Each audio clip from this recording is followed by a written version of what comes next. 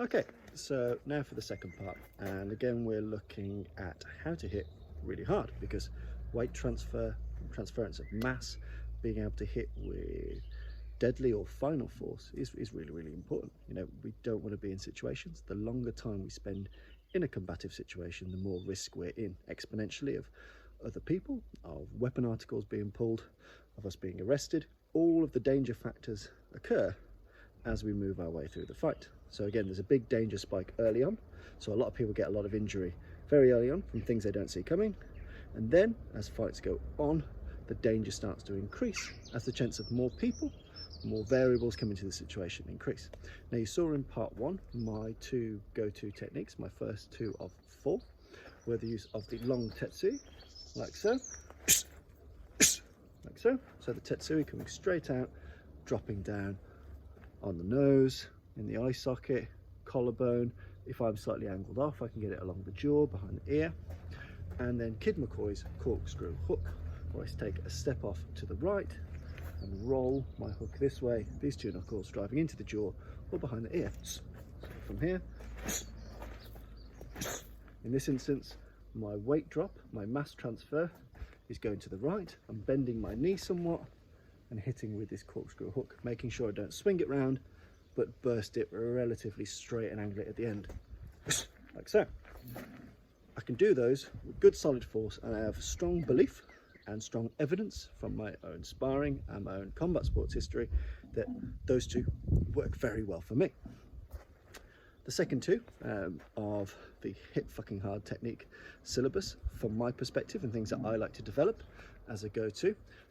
So I've got a rising MP waza. So MP is elbow, and I tend to rise it this way in front of my opponent. So if my opponent's here, I put the elbow in this way because I'm aiming to hit anywhere along the elbow and along the forearm. And I use this as a wedge. So I can crash my weight into a person and hit with this technique, and I'm happy if it hits with the elbow or along the forearm, and I can put all my square mass behind it. And I can do that if someone is trying to close on me and I don't want them to, so I can hit them, or I can close on and crush into people with it. But it's a good technique for me because I find it very instinctive. If people are coming into me, I do this. If a door is coming into me, so if a door's being slammed, I do this. It's a good flinch reaction. I can get good body mass behind it. And again, for me, it's about the roll of the wrist. So this elbow flares up only at the last second. Straight, straight, straight, straight, straight. Only at that instance does it flare up. And I use this essentially, baseball bat, ice pick. So a sharp bit and a painful bit. I don't care which bit hits you, but I do this technique here on a crash. So from here,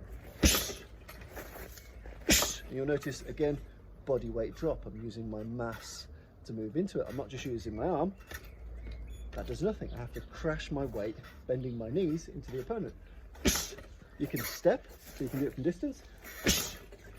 But I prefer just a bended knee weight drop. Do it with the other hand.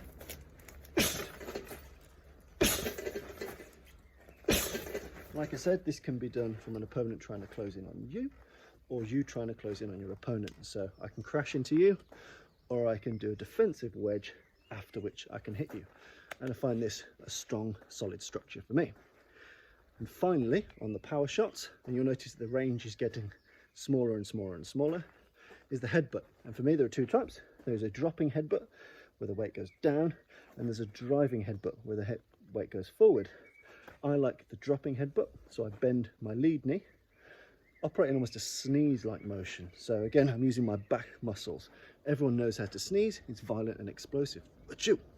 Like so. So in my dropping headbutt, I roll my shoulders forward, roll my knee, bend my front knee, and drop all of my weight down, and the head is the last thing that hits. And again, I can do this relatively forcefully from close range.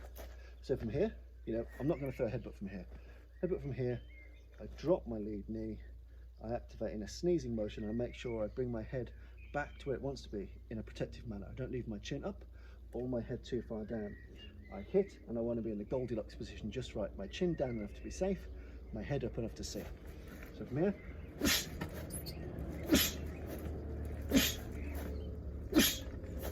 dropping the body weight down, so I'm getting the mass transference. I'm not just tapping and running, so I'm getting that muchimi, that sticky contact here and straight back, so I can be combative, keep myself safe, keep my chin tucked, but also keep my eyes on my opponent.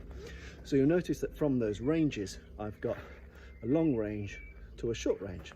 In my long range, I've got that long tetsui, and I can do that several times in a crash. So I can tetsui an incoming blow out of the way, then I can hit your neck, then I can hit your head. I can do this as many times as I like, and I can get good weight transfer for this. The weight transfer for this comes from, as it hits, sink the body weight. Just before it hits the opponent, sink the body weight, sink the body weight, sink, sink, sink, just as it hits. Making sure that you don't drop it too far down on the way back. You've got good transference of mass. Second, slightly closer range, is the corkscrew hook, and I can tighten or loosen this as I will. So in its longer form, I step and I roll, like so. I step and I roll, and just as I touch the floor, these knuckles hit you. So there's optimum weight transfer and kept safe by the upper part of my arm. I can tighten it up if the range collapses, but in reality, a kind of mid-range hook distance is best. So from here, boom, and I've got that. And the weight transfer now going diagonal. As I drop step, the corkscrew hook comes in. Slightly closer again, so I want to crash into the guard of the opponent and get to a grapple, or he wants to do the same to me. I do this MP here, so I crash the body weight in. In this instance, I'm going forward and slightly down, like a train track. Boom, boom, my body crashes in, making sure I hit anywhere from here, but I've created some degree of a wedge, which I can then fill with strikes, or alternatively, I can then fill with a grapple where I know where I'm aiming. So I've got this time now to figure out, do I want to do collar and elbow?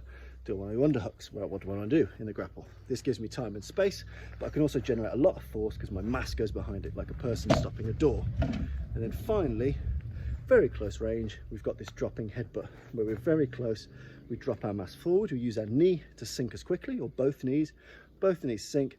We make sure the weight generation is going forward and down, so we're sinking our weight. We use this hard bit of the forehead here, typically against the nose area, or the kind of maxillofacial area here. We're dropping this down, but again, making sure that we recover ourselves, keeping our chin somewhat tucked, but a head up enough to see, so that Goldilocks position. So as you can see, my golden 4 powerful techniques, which I can use from any position and feel relatively safe. Tetsui, corkscrew punch, MP waza, headbutt. Hope you find that useful. Experiment with your 4 techniques. By all means, take a video and send it in. I'd be really happy to see them. I've been Tommy Moore. Make sure you hit hard. It will keep you safe. Thank you.